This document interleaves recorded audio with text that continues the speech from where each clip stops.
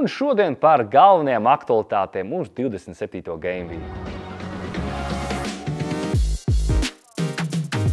Sveiki, dārgie Anglijas Premjerlīgas cienītāji, un šodien mēs parunāsim par galvenajiem notikumiem iepriekšējā tūrē un par aktuālajiem transferiem uz nākamo tūri. Tātad mēs redzam, ka Douglas Luiss parāda savu klasi. Viņš arī būs viens no tiem spēlētājiem, kas būs 29. Blank Game Weekā. Ja jūs gribat diferencējus, jūs varat izskatīt Magīnu, Cashu vai Bailiju. Tādus spēlētājus kā Diaby vai Digni es neizskatītu. Es domāju, arī ir īstais laiks atbrīvoties no Stepaņāna, jo mēs redzam, ka šis spēlētājs nevar spēlēt pamatsastāvā un nedabūt tās minūtes, kur viņš varētu sevi pierādīt. Runājot par Fulhamu, mēs redzam, ka Munis ar ļoti pieticīgu cenu ir labs diferenciālis un mēs varam iekļaut viņu savā komandā. De Bruyne, mēs redzam, ļoti daudz menedžeru atbrīvojas no šī spēlētāja, bet tas ir Pepa galvenais trumpis, un viņš sevi pierāda sarežģītajās spēlēs, un kā mēs redzam tagad, Manchester City spēlēs gan pret United, gan pret Liverpoolu, un De Bruyne noteikti startēs pamatsastāvā un sevi pierādīs. Ja mēs runājam par vilkiem, atnurī double digit figures, piespēle 3 bonus punkti. Protams, es gribu atgādināt to, ka Hvangs un Neto joprojām ir aktuāli, bet vilki diemžēl būs noguruši spēlē pret Newcastle, un mana prognoze uz šo spēli būs, ka Newcastle paņems virsroku, un es būtu izvēlējies Īsaku kā vienu no uzbrucējiem. West Ham atkal uzņem apgriezienus, un viens no iemesliem ir paketes atgriešanās. Kudus rāda ļoti spēli, un, protams, Bowena hat-tricks. Bowens mani izglāba no ļoti neveiksmīgas nedēļas, bet mēs nevarētu sagaidīt katru tūri double digitus no viņus, bet iespējams jums vajadzētu šo spēlētāju apsvērt uz tukšo 29. nedēļu. Aizsardzībā es jums varu ieteikt Kalfālu vai Emersonu. Šie aseti būs aktuāli uz attiecīgo kalendāru, kas būs West Hamai.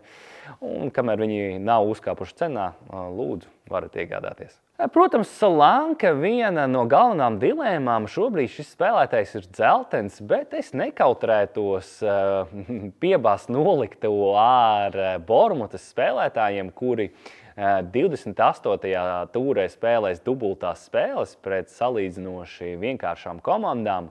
Mana izvēle noteikti būtu Solanke priekšā, Senesi aizsardzībā, Netu vārtos iespējams, un viduslīnijā tur izvēle nedaudz lielāka, bet Taverniers arī ir laba izvēle. Ja mēs runājam par Lutonu un līdzīgi kā ar Bormutu, sagaida 28. tūrē dubultās spēles. Priekšā tas būtu Moris vai Adebayo, ja viņš atkāpsies no traumas.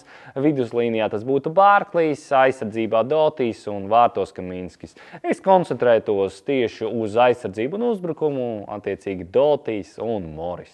Kā vienu no diferenciāļiem es gribu ieteikt jums Arsenāls spēlētāji. Ļoti aktuāli tagad būs triple ups Arsenāls. Viennozīmīgi tas būs Saka, viens no aizsargiem Gabriels vai Salibā.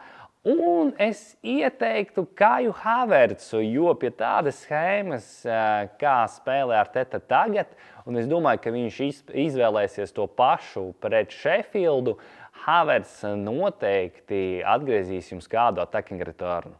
Un kā parasti mūsu nedēļas uzvarētājs Mārtiņš Zelčs ar komandu Vaidava. Mēs redzam, ka vārtos izvēlējās Edersonu ar 9 punktiem.